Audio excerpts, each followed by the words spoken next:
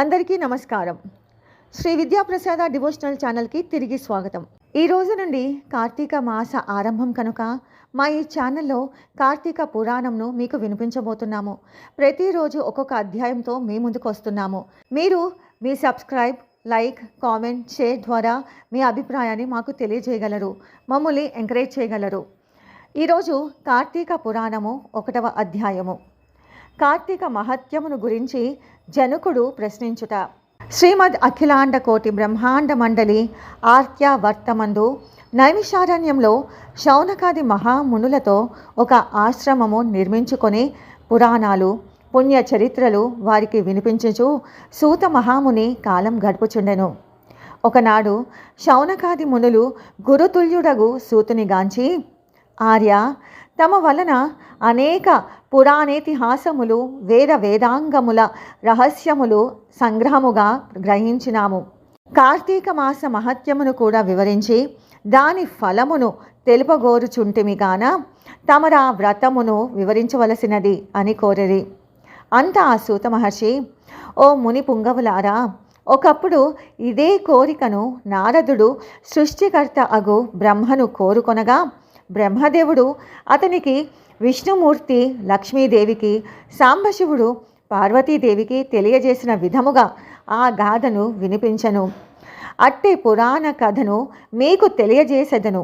ఈ కథను వినుట వలన మానవులకు ధర్మ అర్థములు కలుగుటయే కాక ఇహమందును పరమందును సకల ఐశ్వర్యములతో తులతూగుదురు. కావున శ్రద్ధగా ఆలకింపుడని ఇట్లు చెప్పెను. పూర్వము కానొక దినంబున పార్వతీ పరమేశ్వరులు గగనంబున విహరించుచుండగా పార్వతీదేవి, ప్రాణేశ్వర, సకలైశ్వర్యములు కలుగచేయునది, సకల మానవులు వర్ణ భేదములు లేక ఆచరించదగినది, శాస్త్ర సమ్మతమైనది, సూర్యచంద్రులున్నంత వరకు ఆచరింపబడేది అగు వ్రతమును వివరింపుడని కోరెను. అంతటా మహేశ్వరుడు మందహాసమునరించి, దేవి, నీవు అడుగుచున్న వ్రతము స్కాంద పురాణమున చెప్పబడి ఉన్నది. దానిని ఇప్పుడు వశిష్ఠ మహాముని మిథిలాధీసుడగు జనక మహారాజునకు వివరింపబోవుచున్నాడు. చూడు, మహారాజు మిథిలా నగరము వైపు అని మిథిలా నగరపు ఎసగా చూపించెను. అట మిథిలా నగరములో వశిష్ఠుని రాకకు జనకుడు సంతసించి ఆర్ఘ్యపాద్యములతో సత్కరించి కాళ్ళు కడిగి ఆ జలమును శిరస్సుపై చల్లుకొని, మహాయోగి, మునివర్య, తమ రాక వల్ల నేను, నా శరీరము, నా దేశము, నా ప్రజలు పవిత్రులమైతిమి. తమ పాదధూళిచే నా దేహము పవిత్రమైనది. తమరు ఇటకేల వచ్చితిరో సెలవు గొండుడని వేడుకొనెను. అందులకు వశిష్ఠుడు, జనక మహారాజా, నేనొక మహాయజ్ఞము చేయ తలపెట్టి తిని దానికి కావలసిన అర్ధబలము, అంగబలము నిన్నడిగి క్రతువు ప్రారంభించమని నిశ్చయించి ఇటు వచ్చి తిని అని పలుకగా జనకుడు, మునిచంద్రమా, అటులనే ఇత్తును, స్వీకరింపుడు. కానీ చిరకాలము నుండి నాకొక సందేహము కలదు.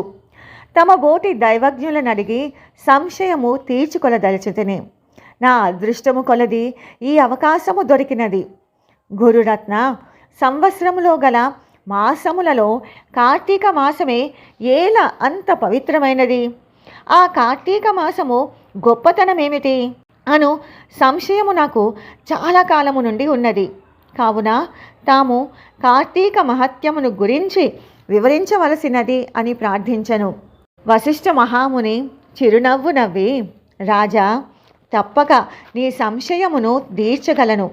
నే చెప్పబోవు వ్రత కథ సకల మానవులను ఆచరించదగినది, సకల పాపహరమైనది అయి ఉన్నది. ఈ కార్తీక మాసము హరిహర స్వరూపము.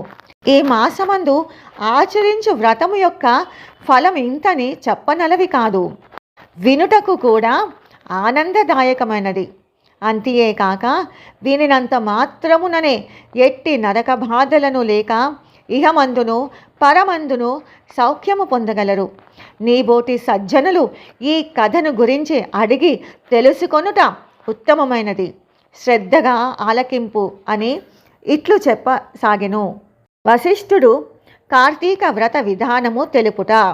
ఓం మిథిలాధీశ్వర జనక మహారాజా, ఏ మానవుడైనను ఏ వయసు వాడైనను ఉచ్చ నీచ అనే భేదములు లేక కార్తీక మాసములో సూర్య భగవానుడు తులారాశి యందుండగా వేకువ జామున లేచి కాలకృత్యాలు తీర్చుకొని స్నానమాచరించి దాన ధర్మములను దేవతా పూజలను చేసినచో దాని వలన ఆగణిత పుణ్యఫలము లభించును.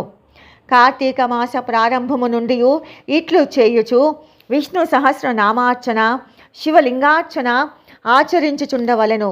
ముందుగా కార్తీక మాసమునకు అధిదేవత అగు దామోదరునికి నమస్కరించి, ఓ దామోదరా, నేను చేయు కార్తీక వ్రతమును ఎట్టి ఆటంకములు రానియక నన్ను కాపాడుము అని ధ్యానించి వ్రతమును ప్రారంభించవలయును. కార్తీక స్నాన విధానము. ఓ రాజా, ఈ వ్రతం ఆచరించు దినములలో సూర్యోదయమునకు పూర్వమే లేచి కాలకృత్యములు తీర్చుకొని నదికి పోయి స్నానం ఆచరించి గంగకు, శ్రీమన్నారాయణునకు, పరమేశ్వరునకు, భైరవునకు నమస్కరించి సంకల్పము చెప్పుకొని మరల నీట మునిగి సూర్య భగవానునకు అర్ఘ్య ప్రదానమొసంగి పితృదేవతలకు క్రమ ప్రకారముగా తర్పణములొనర్చి గట్టుపై 3 దోసిళ్ల నీళ్లు పోయవలను. ఈ కార్తీక మాసములో పుణ్యనదులైన గంగా, గోదావరి, కృష్ణ, కావేరి, తుంగభద్ర, యమున మున్నగు నదులలో ఏ ఒక్క నదిలోనైనను స్నానమాచరించిన ఎడల గొప్ప ఫలము కలుగును. తడిబట్టలు వీడి మడిబట్టలు కట్టుకొని శ్రీ మహావిష్ణువునకు ప్రీతికరమైన పుష్పములను తానే స్వయముగా కోసి తెచ్చి నిత్య ధూప దీప నైవేద్యములతో భగవంతుని పూజ చేసుకొని గంధము తీసి భగవంతునికి సమర్పించి తాను బొట్టు పెట్టుకొని పిమ్మట అతిథి అభ్యాగతులను పూజించి వారికి ప్రసాదమిడి తన ఇంటి వద్ద కానీ దేవాలయములలో కానీ లేక రావి చెట్టు మొదట కానీ కూర్చుండి కార్తీక పురాణము చదువుబలెను. ఆ సాయంకాలము సంధ్యావందనము ఆచరించి శివాలయమునందు కానీ విష్ణు ఆలయమందు కానీ లేక తులసి కోట వద్ద కానీ దీపారాధన చేసి శక్తిని బట్టి నైవేద్యము తయారు చేయించి స్వామికి సమర్పించి అందరికీ పంచిపెట్టి తర్వాత తాను భుజించవలెను. మరునాడు మృష్టాన్నముతో భూత తృప్తి చేయవలెను. ఈ విధముగా వ్రతం ఆచరించిన స్త్రీ పురుషులకు పూర్వమందును ప్రస్తుత జన్మమందును చేసిన పాపము పోయి మోక్షమునకు అర్హులగుదురు. ఈ వ్రతము చేయుటకు అవకాశము లేని వారులు వ్రతము చేసిన వారులను చూచి వారికి నమస్కరించినచో కూడా వారికి తత్సమాన ఫలము దక్కును. ఇట్లు స్కాంద పురాణాంతర్గత వశిష్ఠ ప్రోక్త కార్తీక మహత్యమందలి మొదటి అధ్యాయము మొదటి రోజు పారాయణ సమాప్తము. ఓం నమో నారాయణాయ. ఓం నమః శివాయ. జై శ్రీరామ్.